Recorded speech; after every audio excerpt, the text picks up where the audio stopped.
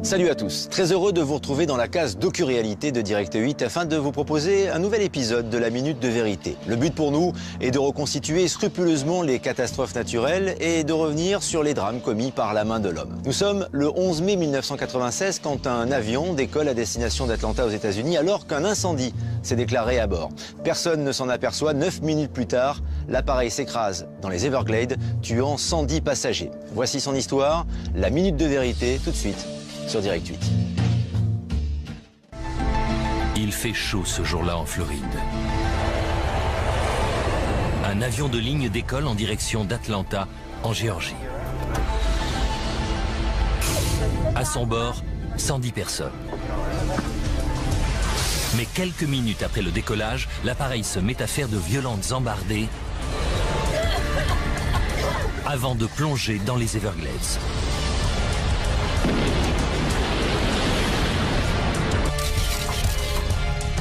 L'épave disparaît dans des marais infestés de crocodiles. Pourquoi l'avion s'est-il écrasé? Grâce à la simulation informatique, nous allons vous montrer ce qui se cache derrière un des drames aériens les plus déconcertants survenus aux États-Unis, celui du vol ValueJet 952. Les catastrophes sont rarement le fruit du hasard. Elles résultent souvent d'un enchaînement d'événements malheureux que nous allons tenter de reconstituer dans cette minute de vérité.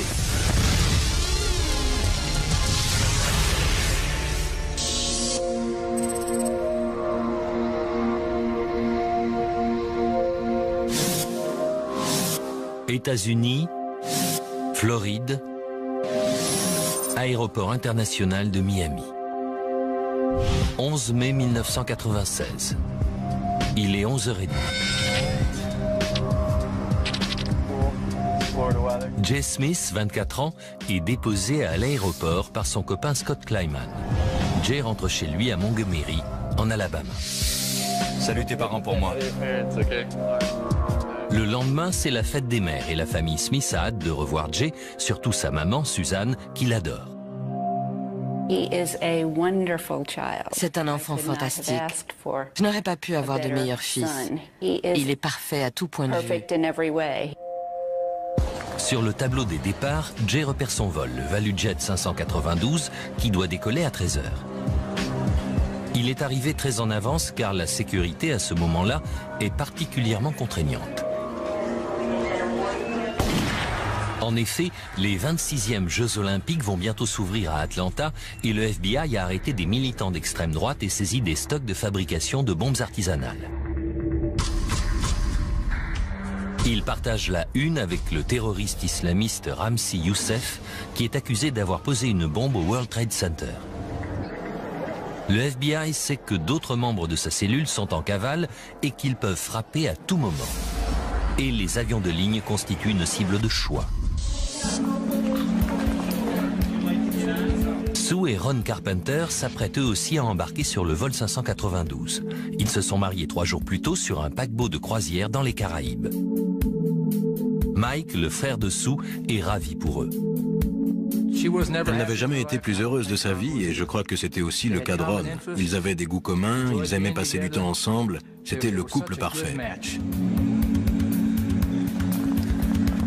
Plusieurs enfants vont embarquer sur ce vol, parmi eux Andrew Leonard, son frère Jeremy et leur sœur Tabitha qui va fêter ses 13 ans dans une semaine. Les passagers du vol ValueJet 592 sont priés de se présenter à... Au total, 105 passagers s'apprêtent à embarquer. Ils voyageront à bord d'un DC-9. Il s'agit d'un bimoteur avec un empennage en T facilement reconnaissable. Le DC-9, qui existait alors depuis plus de 30 ans, avait autrefois été la clé de voûte des vols intérieurs américains, mais son histoire était émaillée de plusieurs tragédies. Entre 1966 et 1996, 77 DC-9 avaient été victimes d'accidents qui avaient fait plus de 1800 morts. Cet avion, qui est alors en service depuis 27 ans, compte plus de 68 000 heures de vol et appartient à la compagnie low cost ValueJet.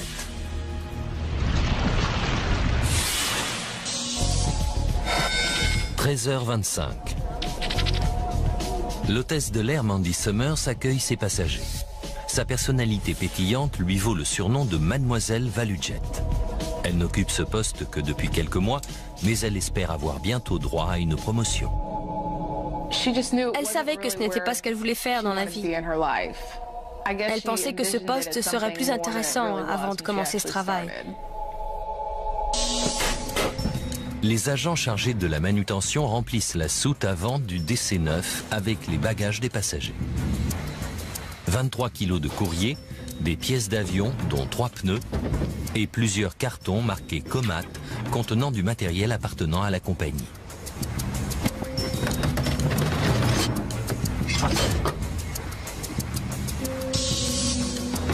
Aux commandes se trouve le pilote Kandaline Kubek. On fera la checklist après. Elle compte 2000 heures de vol sur DC-9. Chez ValueJet, elle est réputée pour son professionnalisme. Elle avait ça dans le sang. Être pilote, c'était sa vie. Sans ça, elle n'était pas heureuse. La veille, elle a fêté son 35e anniversaire. L'équipage avait organisé une surprise pour elle à bord de l'avion à Dallas et voulait qu'elle parte en goguette, ce qu'elle avait bien sûr refusé. Elle m'a dit, ils auraient dû savoir que je ne sortirais pas la veille d'un vol. 13h30. L'avion compte une demi-heure de retard. Il y a quelques problèmes mécaniques. Le pilote automatique ne fonctionne pas correctement. Une jauge de carburant et le téléphone de cabine sont en panne et le circuit hydraulique de secours donne des signes de fatigue. L'officier pilote de ligne, l'OPL Richard Hazen, a fait partie de l'armée de l'air américaine pendant 20 ans. Voler avec du matériel défectueux n'a rien d'inhabituel chez ValueJet. La compagnie propose des vols à bas prix et utilise des vieux avions achetés aux 4 coins du monde. Avec 26 ans de moyenne, sa flotte est une des plus âgées des États-Unis et elle a récemment connu plusieurs alertes. Moins d'un an avant, le moteur d'un autre DC-9 de la compagnie a explosé sur la piste d'Atlanta. 7 personnes ont été blessées par des débris en flammes et la FAA, l'autorité fédérale de l'aviation civile américaine, a ouvert une enquête sur la compagnie. 13h32. Aérodrome d'Opa-locka, à une quinzaine de kilomètres de l'aéroport international de Miami.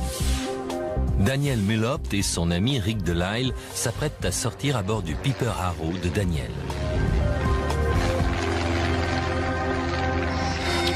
À 13h41, les mécaniciens expliquant qu'ils ne peuvent pas réparer le pilote automatique avant le vol, l'équipage décide de le couper.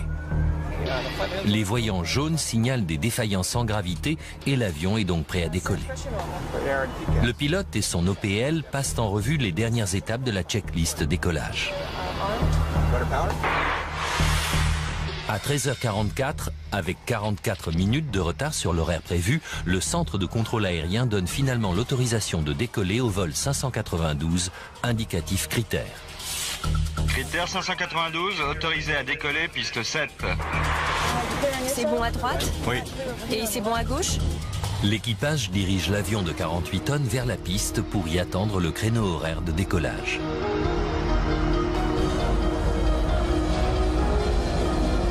Il est alors 14h03. 63 minutes après l'heure prévue pour le décollage, le DC-9 s'élance sur la piste. Le commandant Kubek relève doucement le nez de l'appareil. Le vol 592 est enfin parti. Veuillez rester assis, s'il vous plaît. Comme à l'accoutumée, Jennifer Stearns, la chef de cabine principale, s'adresse aux passagers. Le commandant Kubek entame son ascension pour atteindre son altitude de croisière de 10 500 mètres. Jay Smith et les autres passagers se détendent et se préparent pour ce vol de 92 minutes en direction d'Atlanta.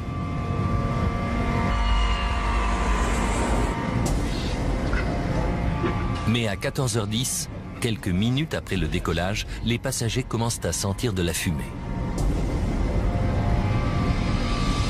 Mandy Summers s'efforce de les rassurer.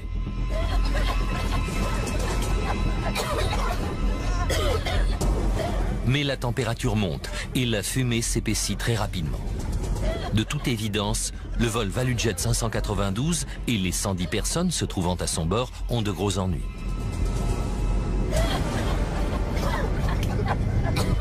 À 14h11, la situation empire encore. De plus en plus de fumée se met à sortir du sol de la cabine et au même moment, un autre problème survient. Les pilotes entendent une déflagration violente dans leur casque. C'était quoi? Je ne sais pas. Ce qu'ils savent, c'est qu'il s'agit d'un problème électrique, car l'APU, le groupe auxiliaire de bord, se déclenche aussitôt pour fournir de l'électricité. C'est alors que la fumée envahit le poste de pilotage. Critère 592, retour en urgence. Virez à gauche au 270, maintenez 7000 pieds. Quel est votre problème? Quel qu'il soit, il est très préoccupant. Fumée en cabine.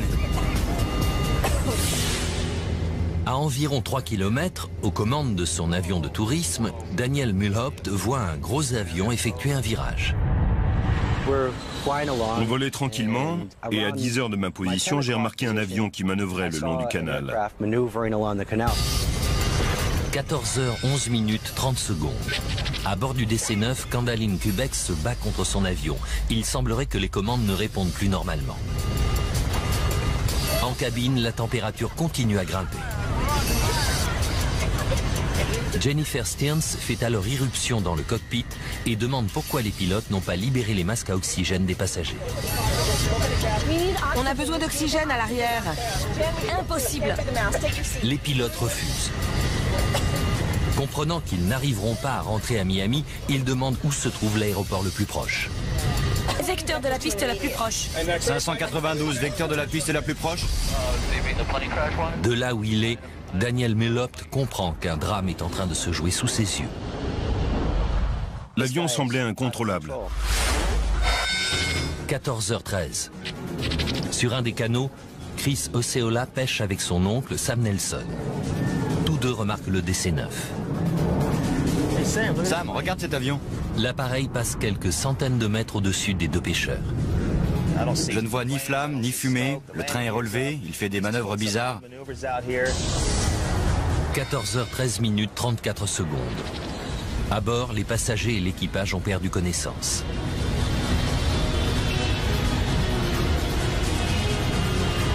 « 14h13 minutes et 42 secondes. 9 minutes et 27 secondes se sont écoulées depuis le décollage lorsque le vol 592 s'écrase dans les Everglades.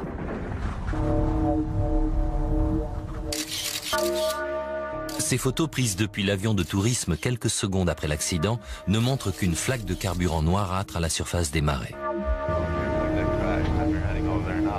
Daniel Mulhaupt avertit le contrôle aérien de Miami qu'il vient de voir un avion s'écraser. Puis il se met à tourner à l'aplomb du lieu du drame pour permettre aux services de secours de localiser l'épave.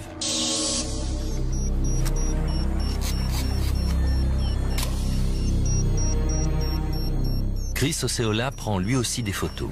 Lorsque les deux pêcheurs arrivent au sommet de la digue, il règne un calme inquiétant. Les marées ont englouti l'avion de 48 tonnes. On ne voyait rien, on n'entendait rien à part quelques oiseaux, mais on sentait une odeur de carburant.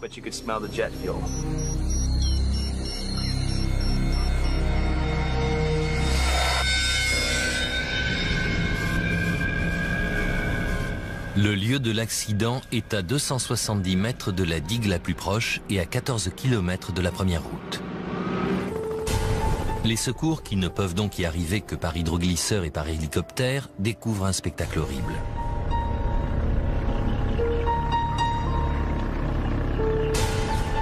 Félix Jiménez de la police de Miami-Dade est un des premiers à arriver sur place. En m'approchant du lieu de l'accident, j'ai constaté qu'un avion s'était écrasé là, mais il était en tout petits morceaux. Bonsoir. Ceux qui nous suivent depuis cet après-midi savent qu'un accident d'avion terrible a eu lieu au nord-ouest de l'aéroport international de Miami. Un DC-9 de ValueJet avec 109 passagers et membres d'équipage en route pour Atlanta s'est écrasé dans les Everglades. Tandis que la nouvelle se répand, les recherches continuent jusqu'à la tombée de la nuit pour trouver des survivants. Mais c'est sans espoir. Nous n'avons pour l'instant retrouvé aucune victime, aucun survivant, aucun corps. Au bout de quelques heures, la nouvelle parvient aux familles des victimes. Susan Smith apprend ce qui est arrivé à son fils adoré par un coup de téléphone. J'ai entendu des cris horribles. C'était ma fille. Elle m'a dit qu'un avion s'était écrasé au départ de Miami. À l'instant où elle me l'a dit, au fond de mon cœur, j'ai su que c'était celui de Jay. La vie de Jay Smith, qui rentrait chez lui pour la fête des mères, s'arrête avant même d'avoir vraiment commencé.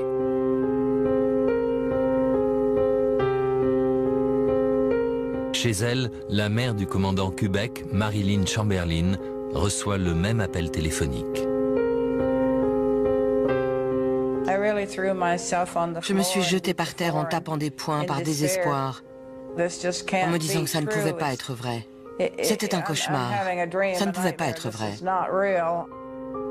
Parmi les enfants qui disparaissent ce jour-là se trouve Tabitha Leonard, qui devait fêter son 13e anniversaire la semaine suivante. Les journalistes interviewent Pat Stearns, le père de Jennifer, la chef de cabine de 21 ans. Il est écrasé de chagrin. Elle ne devait même pas travailler sur ce vol. Une de ses collègues s'était fait porter pâle et elle l'avait remplacée.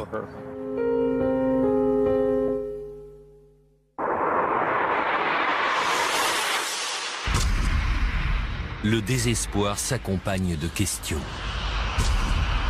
Pourquoi le vol 592 est-il tombé du ciel quelques minutes après le décollage? Pourquoi deux pilotes aussi chevronnés ont-ils échoué à sauver leur avion?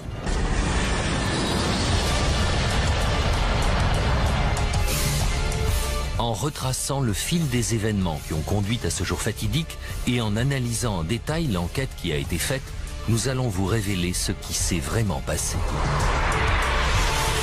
La simulation informatique va vous emmener là où aucune caméra ne peut aller, au cœur de la catastrophe.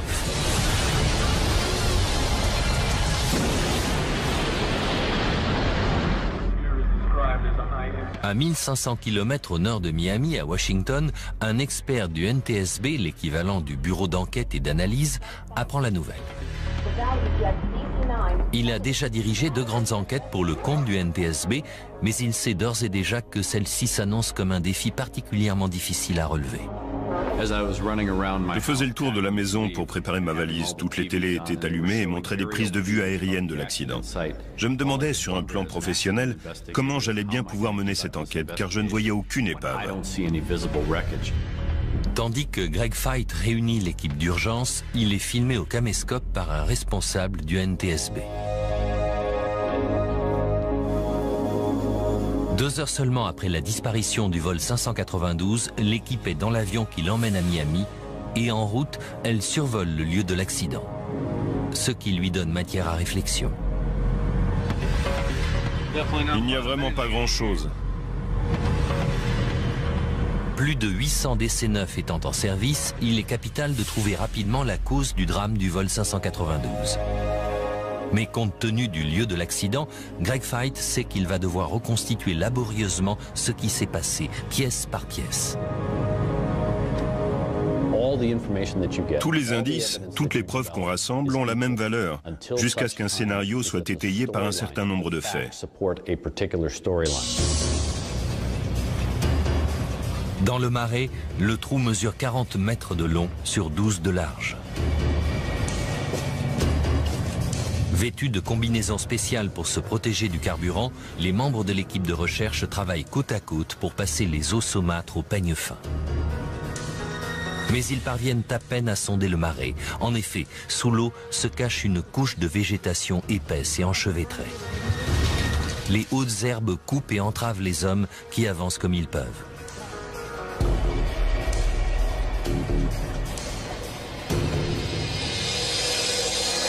Votre nom? Jesse Lowell Fisher. Profession? Tandis que leurs collègues cherchent des indices, les spécialistes du NTSB commencent par interroger la dernière personne à avoir parlé au vol 592, le contrôleur aérien Jesse Fisher.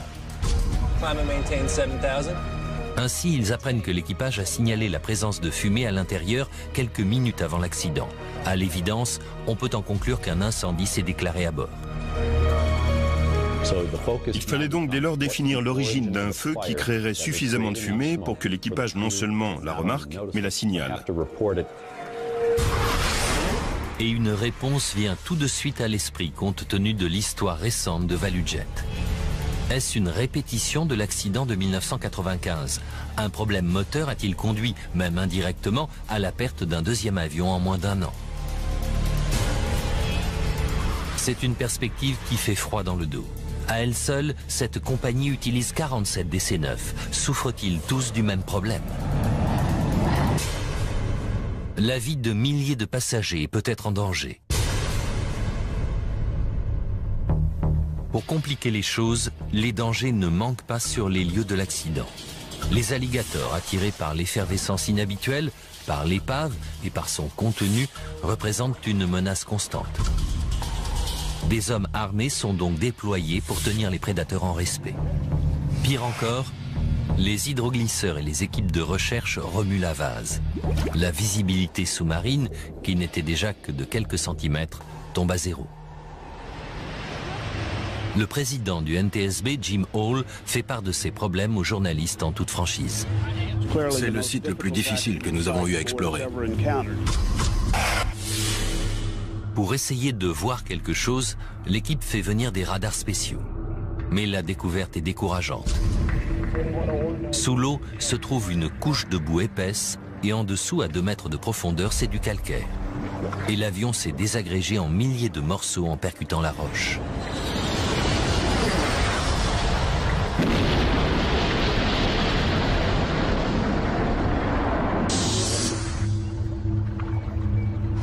Malgré tout, on commence à assembler les premiers débris à l'aéroport de Kendall-Tamiami, où les spécialistes du NTSB vont pouvoir les examiner soigneusement. Mais les analyses préliminaires des moteurs laissent supposer que la réponse sera difficile à trouver. Les débris, les herbes et la boue se sont incrustés en profondeur dans les carters moteurs. Greg Feith sait que ça n'a vraisemblablement pu se produire que si les moteurs fonctionnaient normalement au moment de l'impact. S'il ne peut pas encore rejeter l'hypothèse d'un ennui moteur, il semble malgré tout que ça ne soit pas la cause de l'accident. Pour résoudre ce mystère, le NTSB devra se surpasser. Des membres du conseil du NTSB comme John Golia, un expert du DC-9, sont intégrés à l'équipe. Lui aussi a du mal à accepter l'ampleur de la tragédie. On ressent la pression et de l'émotion quand on sait que 110 personnes sont mortes sur la zone où on travaille. C'est quelque chose qui vous ronge. Pour les enquêteurs, la recherche d'indices est une tâche macabre. À chaque fois que j'allais sur les lieux, comme je savais qu'il y avait beaucoup d'enfants à bord, le fait de voir les restes était très dur à supporter.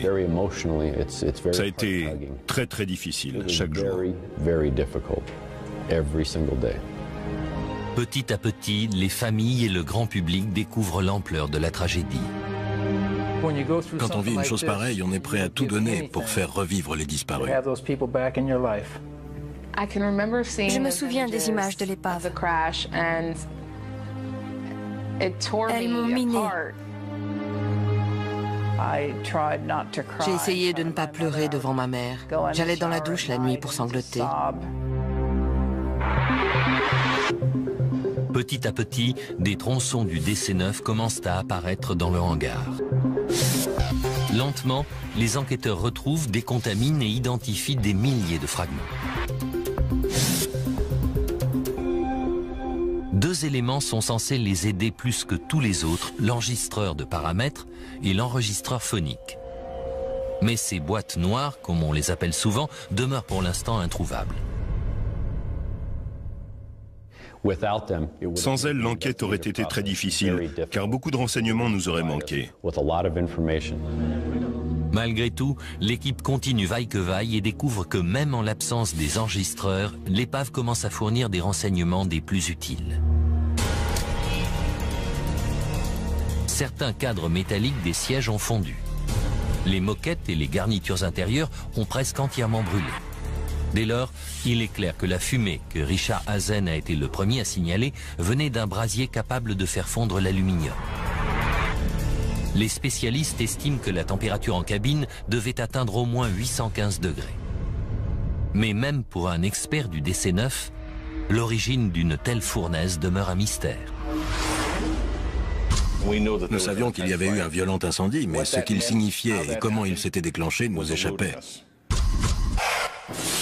Puis, alors qu'une des équipes sonde la vase des Everglades, un agent marche sur quelque chose de solide.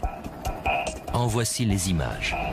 Il vient de trouver l'enregistreur de paramètres. C'est une découverte capitale. Super, on a une des boîtes.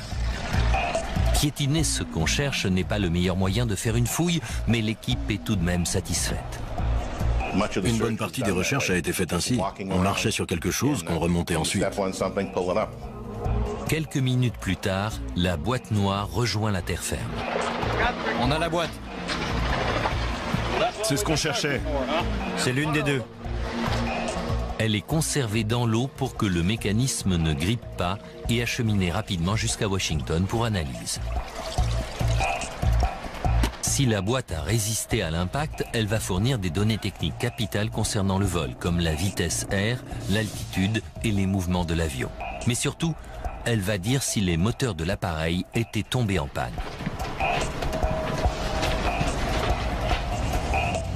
Mais lorsque les techniciens de Washington se penchent sur l'enregistreur, ils ne se montrent guère optimistes. L'enregistreur de paramètres avait pris un mauvais coup. Et lorsqu'on l'a vu pour la première fois au labo, on craignait de ne pas pouvoir en extirper de données. En attendant, le NTSB étudie une éventualité plus effrayante.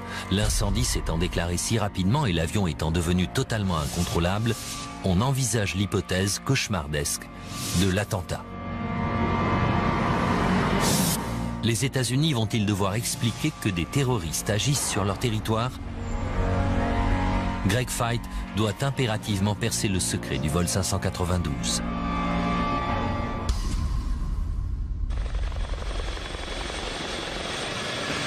Qu'a-t-il bien pu arriver à ce DC-9 qui effectuait un vol de routine? L'immense marais a-t-il été le lieu d'un crime? Nous devions déterminer s'il s'agissait d'un accident ou d'un acte délibéré. Dans ce dernier cas, il était d'origine criminelle. Au même moment, Ramzi Youssef attend d'être jugé pour le premier attentat du World Trade Center et on sait qu'il comptait faire exploser des avions américains. Si cet individu est derrière les barreaux, d'autres cellules terroristes sont toujours actives. À ce moment-là, nous avons obtenu un élément nouveau qui n'a pas manqué de nous inquiéter, à savoir les rapports des services de renseignement qui faisaient état de menaces contre le transport aérien aux États-Unis. Robert Starr, le chef d'un groupuscule appelé Milice libre de la République de Géorgie, a été interpellé 2 semaines plus tôt. Lors de l'arrestation, les policiers ont saisi des composants servant à fabriquer une bombe. À l'approche des JO, un attentat de cette envergure serait idéal pour répandre la peur et la panique.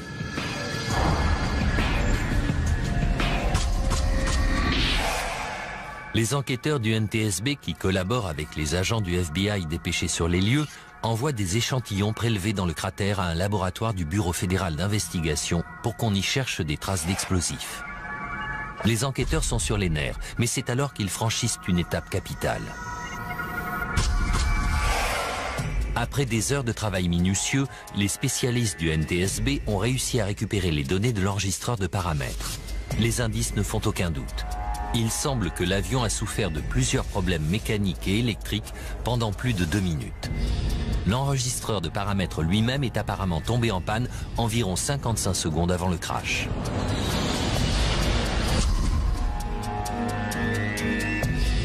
Et le NTSB peut désormais écarter l'hypothèse de la panne moteur. Les données de cet enregistreur montraient que les moteurs fonctionnaient. À ce stade, les enquêteurs savent qu'un violent incendie faisait rage et que les moteurs fonctionnaient au moment du crash. Mais c'est à peu près tout. Tout reste encore à découvrir.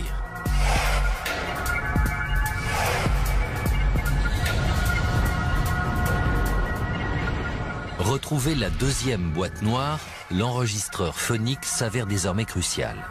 C'est peut-être elle qui contient l'indice dont les enquêteurs ont désespérément besoin. L'enregistreur de paramètres ne dit pas ce qui se passe dans l'avion. L'enregistreur phonique, lui, pouvait nous fournir un indice sur l'origine du sinistre, car l'équipage parlait vraisemblablement de ce qui se passait. Tandis que les équipes de recherche continuent de fouiller les marais, les enquêteurs cherchent des pistes ailleurs. Ils savent que la compagnie ValueJet fait l'objet d'une enquête en raison de la médiocrité de son bilan de sécurité. Il y avait eu des problèmes opérationnels presque chaque semaine avant l'accident. On avait peur de découvrir que ValueJet n'assurait pas correctement la maintenance. Dans cette compagnie, les intérêts financiers primaient-ils la sécurité? C'était la grave question qui se posait dans le cadre de l'enquête sur cet accident. L'équipe du NTSB épluche donc l'histoire des problèmes récents de la compagnie. La source de l'accident s'y trouve-t-elle? Effectivement, les enquêteurs découvrent que ce DC-9 souffrait de plusieurs pannes avant même de décoller, ce qui avait d'ailleurs retardé son départ. Ils découvrent que le pilote automatique fonctionnait mal depuis 2 jours. Le carnet de route précise qu'une fois enclenché, il faisait faire le yo-yo à l'avion. Les mécaniciens avaient essayé de le réparer, mais sans succès. Par conséquent, l'équipage du vol 592 avait suivi la procédure standard et pris le contrôle manuel des commandes. Les enquêteurs découvrent également que les fusibles du circuit hydraulique de secours avaient sauté, mais les mécaniciens les avaient réparés. La piste s'avérait prometteuse, mais les experts ne trouvent rien dans le carnet d'entretien susceptible d'expliquer l'accident. Il était clair que l'un ou l'ensemble de ces problèmes ne pouvait pas provoquer d'incendie à bord. Lorsque les résultats reviennent du laboratoire du FBI, les enquêteurs, les organisateurs des Jeux Olympiques et le gouvernement fédéral poussent un grand soupir de soulagement. Ça n'était pas une bombe incendiaire ni un explosif. Pour nous, c'était une inquiétude de moins qui allait nous permettre d'envisager l'accident sous un autre angle. Désormais, l'hypothèse de l'attentat terroriste peut donc elle aussi être écartée. Mais Greg Feit n'arrive toujours pas à résoudre le mystère. Retrouver l'enregistreur phonique reste la meilleure chance de déterminer l'origine du désastre. Dimanche 26 mai. Les recherches exténuantes durent depuis 2 semaines et ce jour-là, un membre de l'équipe manque à l'appel. C'est pourquoi Félix Jiménez, un des premiers policiers à être arrivé sur les lieux, se porte volontaire pour le remplacer. Les recherches étaient très éprouvantes. Il faisait autour de 30 degrés, il y avait beaucoup d'humidité, des orages presque tous les jours qui nous obligeaient à évacuer le site. Malgré tout, la nouvelle que tout le monde espérait tombe enfin. J'ai dit une courte prière et dès qu'on a repris les recherches, quand j'ai plongé ma perche dans l'eau, j'ai senti que j'avais buté dans du métal. J'ai plongé la main et j'ai ressorti l'enregistreur phonique.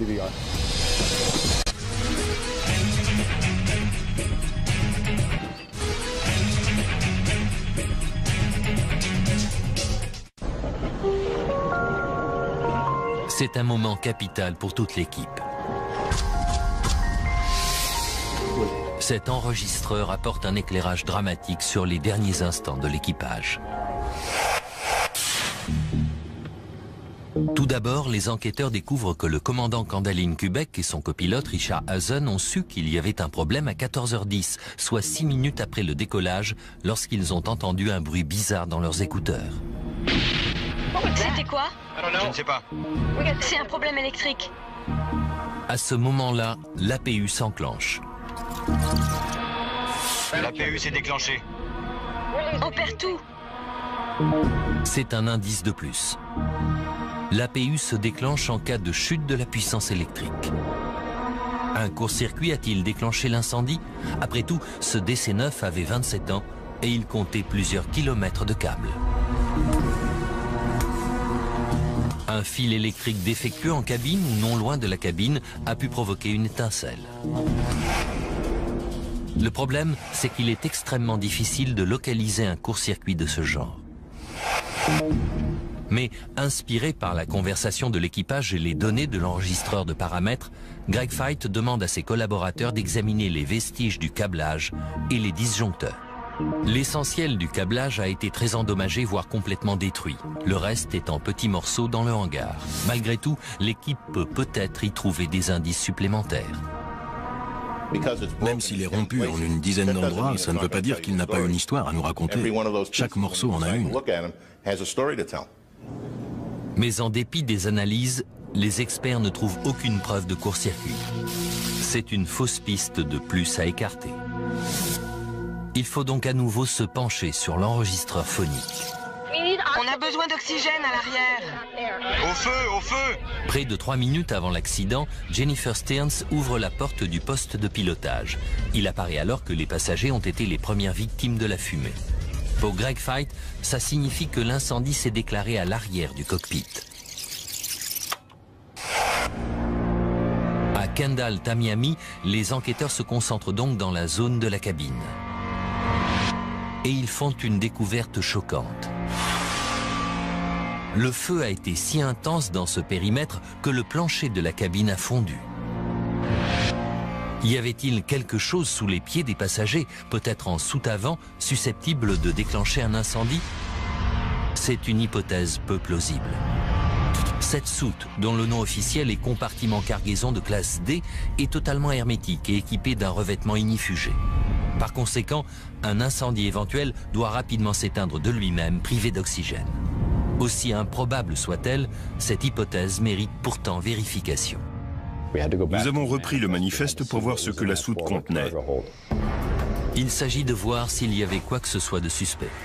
Les enquêteurs découvrent qu'il y avait 23 kilos de courrier et quelques bagages de passagers, mais comme ils savent déjà qu'il n'y avait ni bombe ni engin incendiaire, ils passent à autre chose.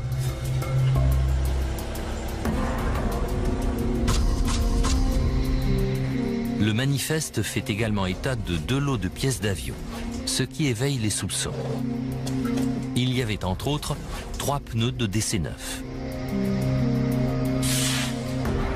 Pour être transportés, les pneus doivent être remplis d'azote et sous-gonflés pour éviter tout risque d'explosion. Une faute d'inattention pourrait très bien être la cause du désastre, mais les dossiers montrent que l'équipe de manutention au sol a respecté la procédure en vigueur. Une nouvelle piste prometteuse finit à nouveau dans une impasse. Le bordereau d'expédition mentionne également 5 cartons de pièces appelés bouteilles d'oxygène.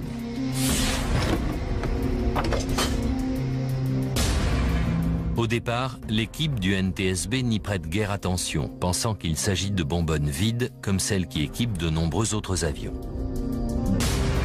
Mais c'est une erreur. En effet, il ne s'agit pas de simples bonbonnes, mais de générateurs d'oxygène chimique.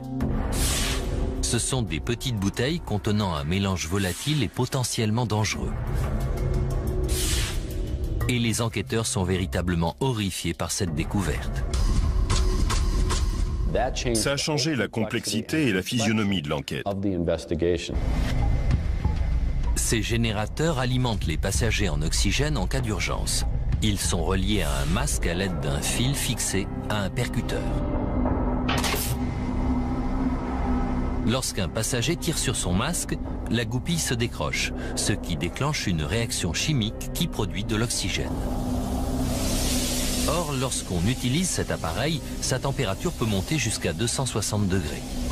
Les générateurs de rechange se seraient-ils mis en marche avant de prendre feu? Cette théorie ne présente qu'un seul défaut. D'après le bordereau, tous ces générateurs étaient vides et par conséquent complètement inoffensifs.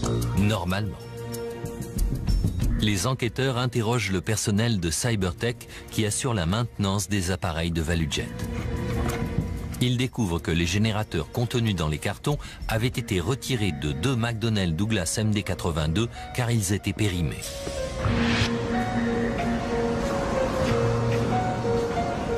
Dans ce cas, le règlement prévoit qu'ils doivent être désactivés et détruits ou neutralisés par l'ajout d'une capsule de sécurité sur le mécanisme de déclenchement. Cybertech fournit des documents montrant que les générateurs ont été correctement neutralisés. Sauf que ça n'a pas été le cas. En effet, les équipes de recherche récupèrent 28 générateurs dans la vase, dont 18 presque entièrement intacts. Les spécialistes du NTSB les examinent soigneusement et, à leur grande surprise, constatent que 9 d'entre eux se sont déclenchés. Certains n'étaient donc pas vides, contrairement à ce qu'annonçait le bordereau d'expédition. Après un nouvel interrogatoire, les employés de Cybertech reconnaissent ne pas avoir posé les capsules de sécurité. À la place, ils ont simplement scotché ou coupé le fil déclencheur avant de le scotcher. Ensuite, ils ont signé le bordereau bien qu'ils n'aient pas respecté la procédure de traitement prévue. Et pour finir, ils ont emballé les générateurs avec du papier bulle. Je ne comprenais pas comment cette procédure avait pu être aussi mal respectée, ni comment, suite à une négligence pareille à l'atelier, ces générateurs avaient fini à bord de l'avion. Mais pour l'heure, ça n'est qu'une théorie. Le NTSB n'est pas certain que la mise en marche d'un générateur puisse produire suffisamment de chaleur pour déclencher un incendie.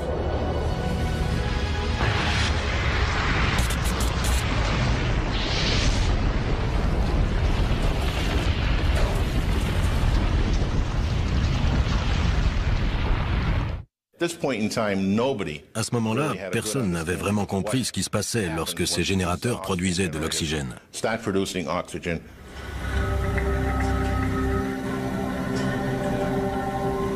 C'est pourquoi le NTSB décide de pratiquer une expérience à l'aide de la maquette d'une soute fabriquée au laboratoire pyrotechnique de l'Autorité fédérale de l'aviation civile près d'Atlantic City. Les techniciens placent 28 générateurs dans un carton rempli de papier bulle. Ensuite, ils tirent un fil relié à l'amorce d'un des générateurs avant de battre en retraite. Mais contrairement à leurs attentes, la chaleur produite n'engendre que quelques flammèches et un peu de fumée. Les autres générateurs ne se déclenchent pas et le carton ne prend pas feu. Encore une hypothèse à rejeter. Ce premier essai nous a découragés. On s'est demandé si on était sur la bonne voie. L'opinion publique, les acteurs de l'aéronautique et les amis et familles des 110 disparus réclamant des réponses, le NTSB se retrouve au cœur d'une polémique. Le mystère de l'accident du vol 592 serait-il insoluble ? Les premiers tests menés à Atlantic City laissent entendre que les générateurs ne produisent pas suffisamment de chaleur pour déclencher un incendie. Pour l'équipe, tout est donc à recommencer. On procède à un deuxième essai en reproduisant plus fidèlement les conditions régnant en soute. On utilise plus de générateurs, de bagages et on ajoute un pneu d'avion. Et cette fois, le feu prend quelques minutes. Au bout de 10 minutes, la température du plafond de la soute atteint 1100 degrés. Une minute plus tard, elle a encore grimpé de 440 degrés. 30 secondes après, la température devient trop élevée pour que l'équipement du laboratoire puisse la mesurer avec précision. Au bout de 16 minutes, se produit un bruit qui apporte la dernière preuve. Le pneu vient d'exploser. Les générateurs avaient donc bien la capacité de déclencher et d'alimenter un incendie. Il y avait 144 chalumeaux et l'intensité de la chaleur est montée, au vu des analyses menées après l'expérience, à plus de 1650 degrés.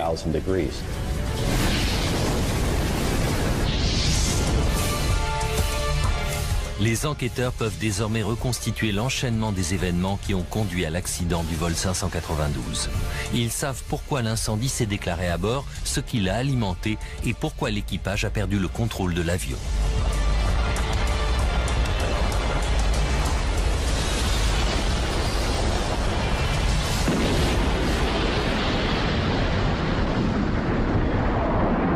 « 11 mai 1996, H-1 heure. Un chauffeur de Cybertech s'arrête à la porte G2 de l'aéroport international de Miami et livre la cargaison du vol ValueJet 592. Dans les cartons se trouvent 144 générateurs d'oxygène périmés mal emballés. Un agent de manutention dispose les cartons autour d'un pneu d'avion. Les pilotes ignorent qu'ils transportent une cargaison dangereuse. H-30 minutes. Tandis que l'avion roule vers la piste de décollage, les trépidations déclenchent un des générateurs. Ce dernier commence à chauffer. H-11 minutes. Tandis que l'avion s'apprête à décoller, en soute, la surface du générateur métallique chauffe de plus en plus. Bientôt, la chaleur fait s'enflammer les cartons et le papier bulle. H-10 minutes. Le vol 592 décolle de l'aéroport de Miami. Bien que la soute soit étanche, le brasier fait rage. En effet, il est alimenté par l'oxygène produit par les générateurs. H-3 minutes et 30 secondes. La déflagration entendue par l'équipage est celle d'un des pneus qui vient d'exploser en soute, comme il l'a fait lors de l'essai. L'incendie commence alors à s'attaquer aux fonctions vitales de l'avion. C'est un problème électrique. L'APU s'est déclenchée. On perd tout. Mais l'APU ne peut être d'aucun secours pour l'avion endommagé, car le feu dévore tout sur son passage, y compris les câbles de commande qui courent jusqu'à l'arrière de l'appareil. Le commandant Kandalin Kubek commence alors à perdre le contrôle de son DC-9. En soute, la température dépasse désormais les 1650 degrés. En cabine, c'est la panique. Les passagers commençant à étouffer, victimes des vapeurs toxiques. On a besoin d'oxygène à l'arrière. Jennifer Stearns fait alors irruption dans le cockpit, mais les pilotes refusent de faire sortir les masques à oxygène, sachant que ce gaz ne pourra qu'alimenter l'incendie. H-1 minute. Le sol de la cabine fond et commence à céder. H-7 secondes. Il n'y a plus personne aux commandes. L'équipage est vraisemblablement inconscient, victime des vapeurs toxiques dégagées par la combustion des équipements intérieurs. Quelques secondes plus tard, le DC-9 pique droit dans les Everglades à 800 km/h.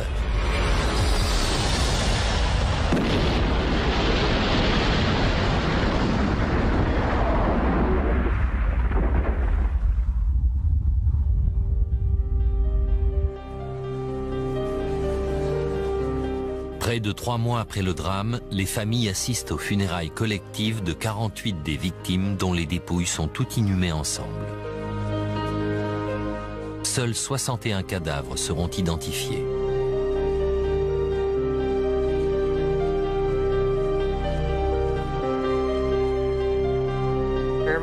Tout ce qui pouvait mal tourner a effectivement mal tourné. Et 110 personnes ont payé de leur vie quelque chose qui n'aurait jamais dû arriver.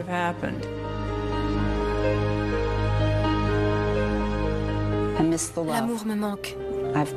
Je ressens toujours autant d'amour, mais je n'ai plus la possibilité de prendre mon fils dans mes bras, d'entendre sa voix. C'est très dur pour une maman. Par la suite, ValueJet allait absorber une autre compagnie aérienne et devenir AirTran. Cybertech dut payer une amende de près de 400 000 € pour son rôle dans cette tragédie, mais mit la clé sous la porte avant le versement. La publication du rapport d'enquête du NTSB en août 1997 fit l'effet d'une bombe. 8 ans auparavant, un incendie d'origine quasiment identique s'était déclaré à bord d'un DC-9 à destination de Nashville. La cause ? une substance produisant de l'oxygène, de l'eau oxygénée, qui avait fui de son conteneur dans une soute de classe D. Cette fois-là, le pilote avait réussi à se poser et on n'avait déploré aucun décès. Suite à cet accident, on avait suggéré d'équiper toutes les soutes de classe D d'alarmes anti-incendie et d'extincteurs. Mais cette mesure avait été rejetée au motif qu'elle aurait coûté près de 280 millions d'euros. Depuis 2001, alarmes anti-incendie et systèmes d'extinction sont devenus obligatoires. Aux États-Unis, il faut un événement hors du commun pour que les autorités de régulation s'émeuvent et exigent des changements. Dans ce cas-là, il a fallu la mort.